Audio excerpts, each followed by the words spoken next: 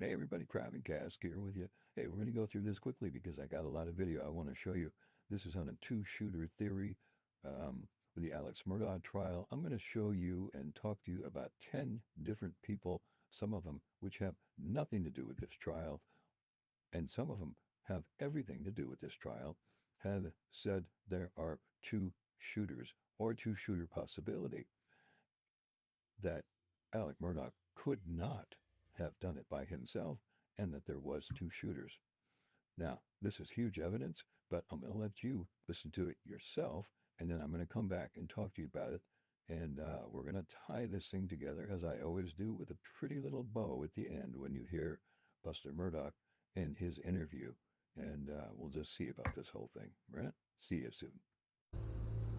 If you believe your dad's innocent, your mom and your brother's killer is out there somewhere.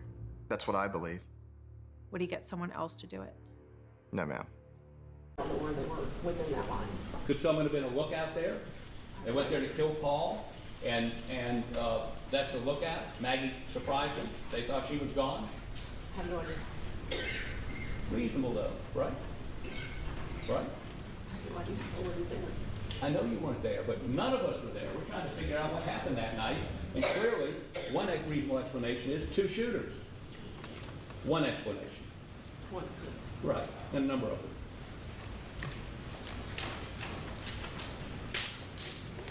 them.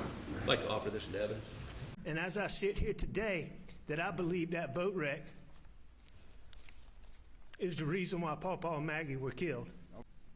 Whether there was one or two shooters who murdered Maggie and Paul on the night of June 7th. I do have an opinion on that.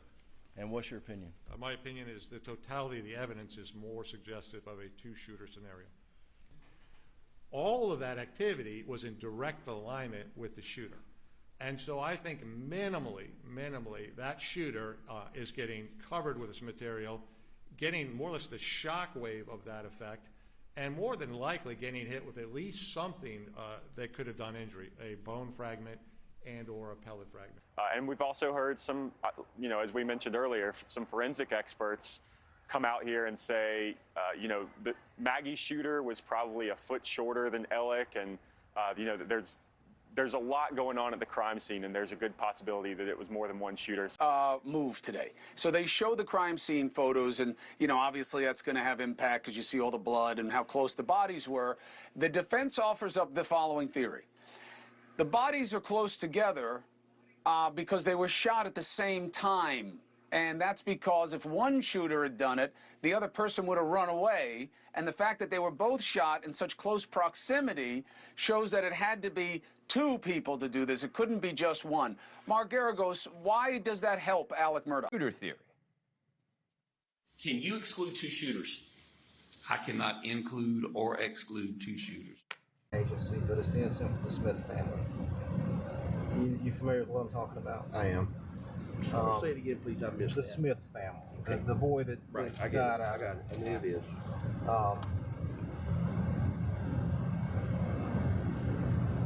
Has anything about that incident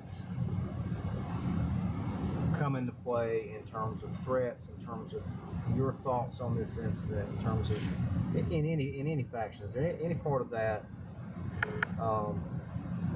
Rumors you've heard, accusations, any threats you've had related to that? No, sir. Hey everybody, Crab and Cask back with you. How about that? Mind blown? Let's see. We got Buster in a Fox Nation interview, by the way. My book is on Fox Nation. Check it out because enough is enough. Melinda Worley, SLED agent and crime scene reconstructionist expert.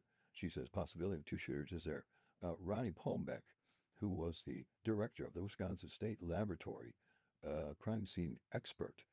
So think of the person who runs SLED and that he had the exact same position. He says two shooters for sure. Avery Wilkes with the Post-Courier, two shooters. He was reporting about two shooters. Mark Garagos, world-renowned attorney, two shooters. Sarah Zari, attorney, two shooters.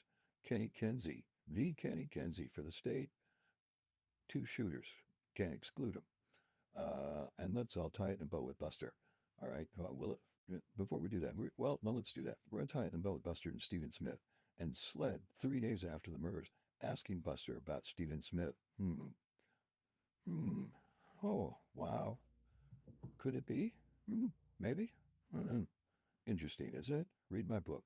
That will open your eyes to everything. Defending Alec Murdaugh, Not Guilty by Reason of Doubt. My first book on this proved Alec didn't do it.